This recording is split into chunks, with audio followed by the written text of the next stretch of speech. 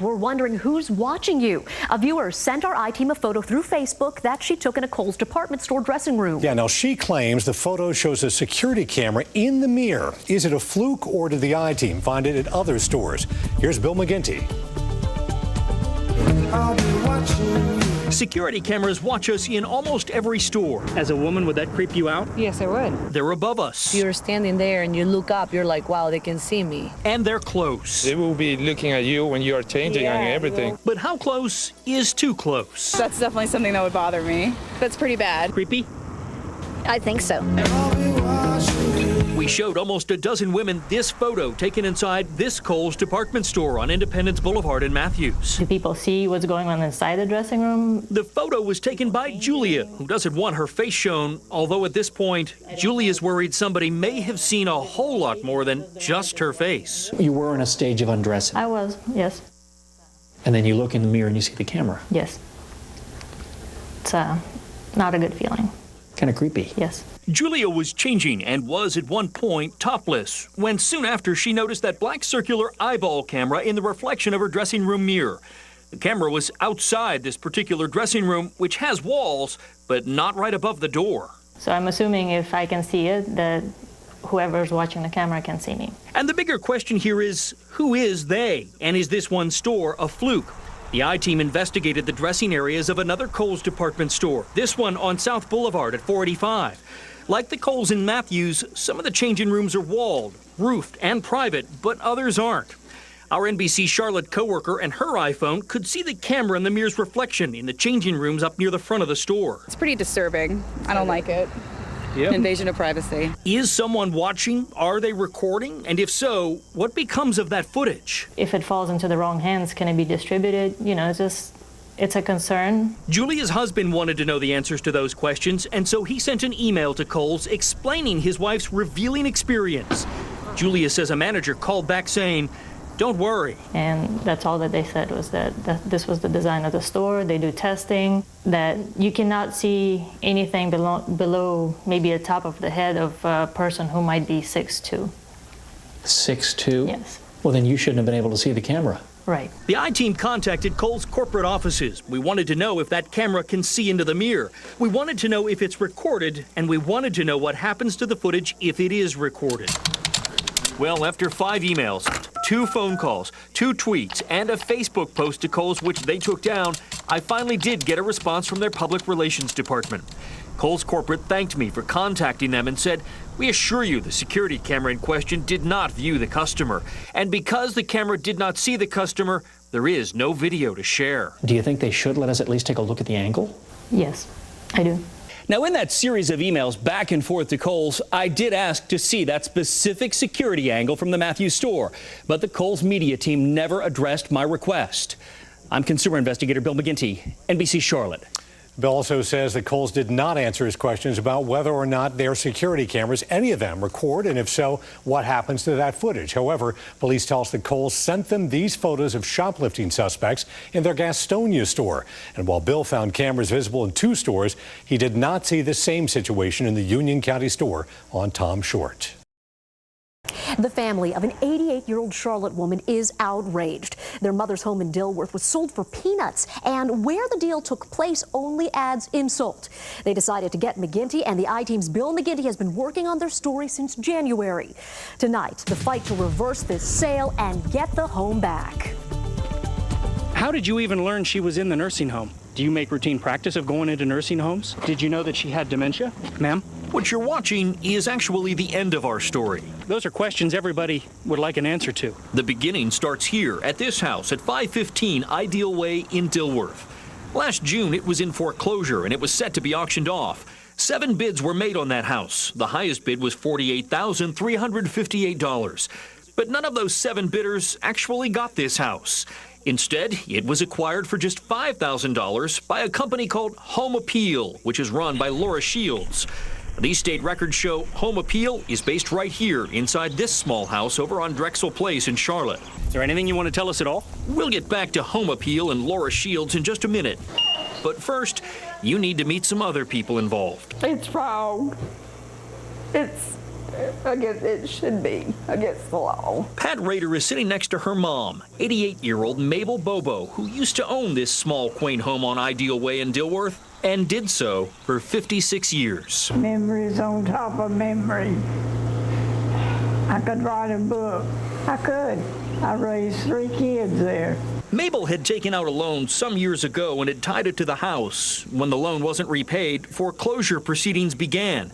But 88-year-old Mabel wasn't aware of those foreclosure proceedings because she has dementia, as we saw during this interview at the nursing home where she now lives. She has lapse in memory. She still pictures her home the way it was when she lived there. Mabel loved her house in Dilworth and has fond memories that seem to come and go. It is sad, and it's hard for her children to watch their mother slowly slip away. Which brings us back to Laura Shields and her company called Home Appeal. I said, I tell you what you do. You back off and leave me alone. According to Mabel and the mobile notary that was there, Laura Shields, an investor, made surprise visits to her room inside this nursing home last summer. And during those visits, Mabel was asked to sign over the deed to her small home in Dilworth. The family didn't know, the nursing home didn't know, and sadly, even Mabel didn't know. To come in to someone who's almost 90 years old and shove a piece of paper in front of them and to do it repeatedly until she was so tired of seeing them that she signed it to get rid of them. We showed Mabel a copy of the deed that she signed for those strangers while she was lying in her bed. But her blank look was just that, blank. Do you remember signing this document? No. Do you remember people coming to your room and aggravating you? Oh, yeah. Shoving big papers. Time. Big time. The I-team and attorneys at the Serene law firm are now fighting to get the home back, as doctors say Mabel wasn't in any condition to sign the house and 2 lots away in the first place. The property resale value of Mabel's house in Dilworth, almost $250,000. How would you feel if someone had walked into a nursing home and done that to your mom?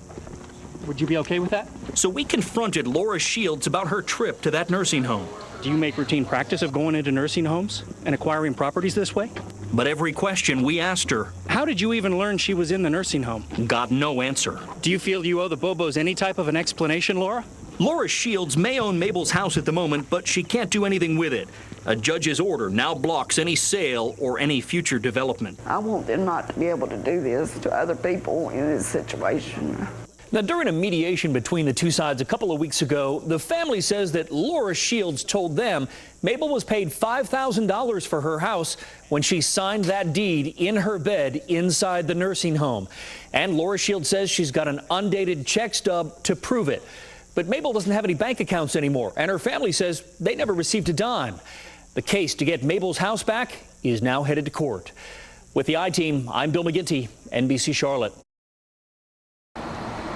As the saying goes, neither snow, nor rain, nor heat, nor gloom of night stops the U.S. mail. As soon as I pulled over, I noticed that there was smoke coming out from underneath the engine compartment. And now we can add fire. A ball of flame shot out from the right side of the Wrangler. A couple of mailboxes up here. Dan Mixdorf was driving his mail route in Panama City, Florida back in late November. His vehicle of choice, a 2009 Jeep Wrangler, which he bought new and only had $5,000 left to pay on his loan. By the time I lifted up the hood, the whole engine was on fire. Dan tried desperately to put out a fire that he says just wouldn't go out. I ran around back.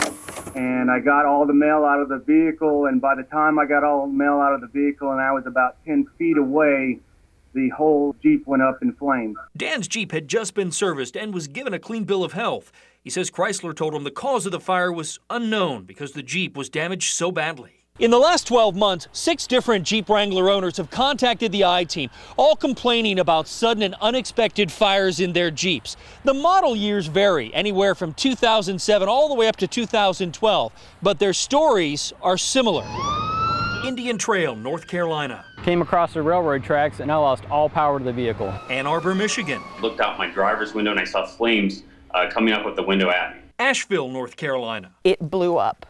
It became totally engulfed in flames, and there was an explosion. All were sudden fires in the engines, sudden fires that all say were tough to put out. The second fire truck pulled forward and started spraying foam on it, and after 45 minutes they finally put the fire out. Same with Paul Bova. His Jeep burned up in Vermont. The fire department had a difficult time putting it out because the gas kept leaking out of the bottom of the vehicle.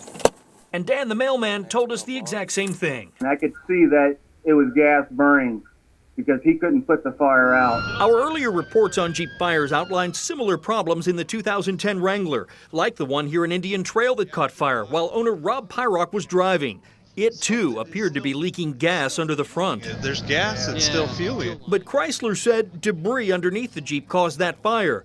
The fire marshal in Union County said no, it was mechanical failure and it started in the engine. Chrysler finally settled with Rob, who had to sign documents saying he wouldn't talk about the deal or the fire anymore. Some Jeep owners were so outraged, they took to the internet to make music videos about their Jeep fires. Burn, burns, burn. The ring of fire. And after our reporting on Jeep fires last May, Chrysler recalled more than 67,000 2010 Wranglers to install skid bars to prevent debris and fire. But it only recalled the 2010s. Safety experts like Sean Kane say a recall should include the 2007s. Here's my new car. All the way up through 2012, as some sudden and unexpected fires have occurred in those models too. I'd like to see some transparency in what the agency's doing. I'd like to see some stronger enforcement. In China, only 3 similar fires in 2010 Jeep Wranglers occurred. But the Chinese government insisted that any recall include Jeep model 2008 and 2009s, as well as the 2010. And Chrysler agreed. But here in the U.S., there were 14 documented fires in the 2010 Wrangler.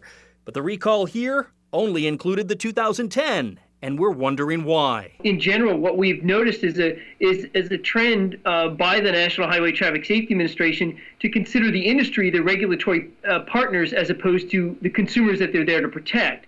And so oftentimes they're not doing the kind of enforcement on behalf of consumers. Rather, they're accepting the manufacturer's explanations and just moving on. I emailed Chrysler asking why 3 model years in China but only 1 here in the U.S. Chrysler only said fire incidents occur with all manufacturer models, and it's misleading to reach conclusions regarding the cause of a vehicle fire until the incident has been investigated. So if all of these fires are so similar, why hasn't Chrysler acknowledged a problem the I-Team sees, many owners see, and even safety experts see? If they were going to give me a Jeep today, I don't know whether I would take it. Another familiar phrase from Wrangler owners who have watched their Jeeps burn. With the I-Team, I'm Bill McGinty, NBC Charlotte.